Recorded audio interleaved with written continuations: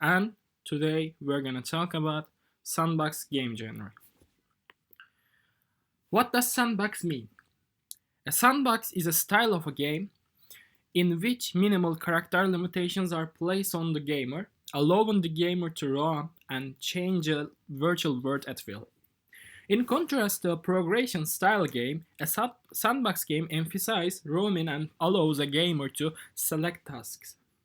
Instead of featuring segmented areas or numbered levels, a sandbox game usually occurs in a world to which the gamer has full access to start to finish.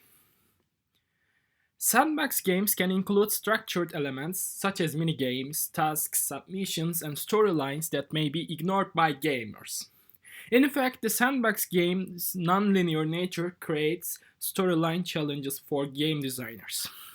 For this reason, tasks and side missions usually follow a progression where tasks are unlocked upon successful task completion. And here you see Dreams. Dreams is a new game in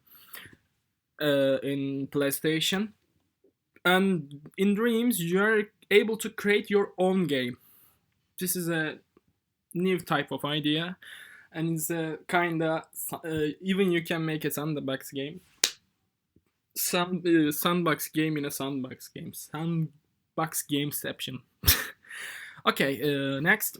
Sandbox game types vary. Massive multiplayer online role-playing games. These are MMORPGs for short. Generally include a mixture of sandbox and progression gaming and heavily open on emergent interactive user gameplay for retaining non-progression focused gamers. Modern beat 'em ups and first-person shooters have delved more deeply into the sandbox realm with titles like the Grand Theft Auto series, Red Dead Redemption, Assassin's Creed, and others, allowing gamers to run and gun wherever the mood takes them. In spite of their name, various sandbox games continue to impose restrictions at some stage of the game improvement environment. This can be due to game design limitations or can be short-run in-game limitations, such as some locked areas in games that are unlocked once certain milestones are achieved. Yeah, for example, you gotta do first these or those quests, or maybe a quest line, a chain, and after you you are meeting with the requirement or required ingredient, maybe you're able to access that area or the new storyline. So now we are gonna have some popular examples from sandbox game world. The most viable game is Minecraft, and the Minecraft says that I get it directly from the Minecraft site. The world is yours for the making. Prepare for an adventure of limitless possibility as you build, mine, battle mobs, and explore the ever-changing Minecraft landscapes. In Minecraft, you can build the whole world from scratch. This is a possibility. You can change every block, everything in the world. This is the most famous sandbox game, I guess. Because actually there is a difference between the open world and sandbox. Uh, Literally, the all sandbox game actually kinda open world, but not all open world games are just sandbox. You may say that what is this difference? This difference is actually a little, cause if a game going linear and just following the task, uh, even it's open world and you can just pick lines, but it doesn't mean that it's gonna be a sandbox game. For sandbox, you get an effective world. You gotta be able to choose, select between things. You just don't directly have to do the main line.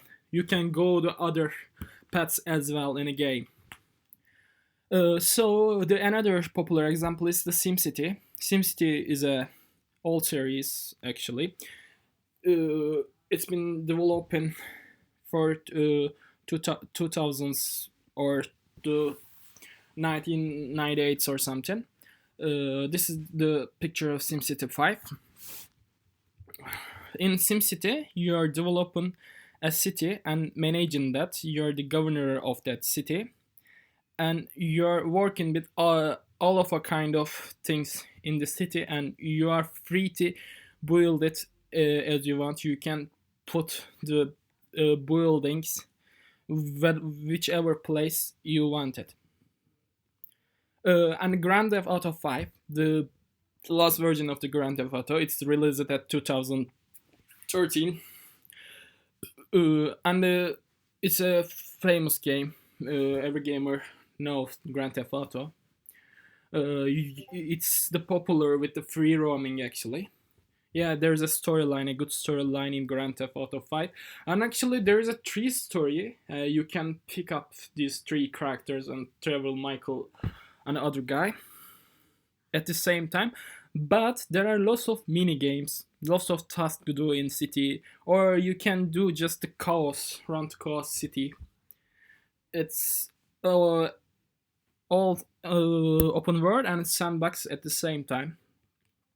Fallout 76, Westlanders. Fallout 76 is a new actually, not that new, maybe 1 or 2 year happened, but the Westlanders is now came out.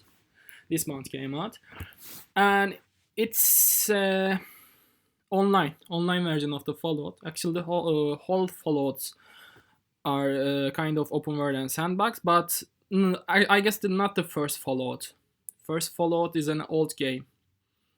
Yeah, it's actually 20 or 25 years old or something. Yeah, that was a 2D game, an RPG with RPG elements. Although the all Fallout includes RPG, but the last Fallouts are kind of sandbox because there are NPCs and characters, and sometimes you gotta pick. You can shape the world. For example, you join a tribe or thing or gang. Other gangs can be your enemy, or they're not willing to give the items or the kind of things immediately to you. Yeah. So the next game, the Mount and Blade series. The Mount and Blade 2, the Bannerlord. Bannerlord is came a month or ago or something. We've been waiting for 8 years this game. Yeah, it's been too long. It's the most famous sandbox game in Turkey, I guess. Actually, the whole world plays it. And actually, the main purpose of this game is you are building your own army and you are deciding to what to do with this army. You can join a kingdom or you can build your own kingdom, and you're changing the map according to this. And also you can trade or buy workshops or other kind of elements. And we have another example of MMOR from MMORPGs, the World of Warcraft. World of Warcraft is a huge sandbox game actually, because even you can select your characters. At least there are 8 different kind of character in game.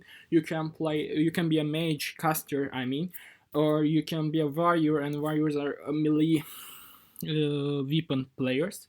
And also there are profession in this game.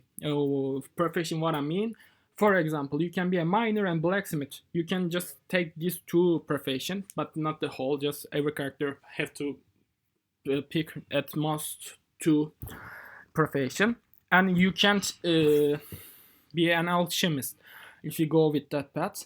And you don't have to choose any path at all, because you're free to do whatever you want to do. And even though the quest line are going to different perceptions, but you don't have to play it like that. You can find your own way. Yeah, and the last example is the Elder Scrolls Online. I mean, actually, the whole Elder Scrolls series. I just put here the online picture, but the Elder Scrolls is an old game series, though. The last game before the online was the Elder Scrolls 5 Skyrim, and probably this next year Elder Scrolls 6 on the way. We're waiting for that too.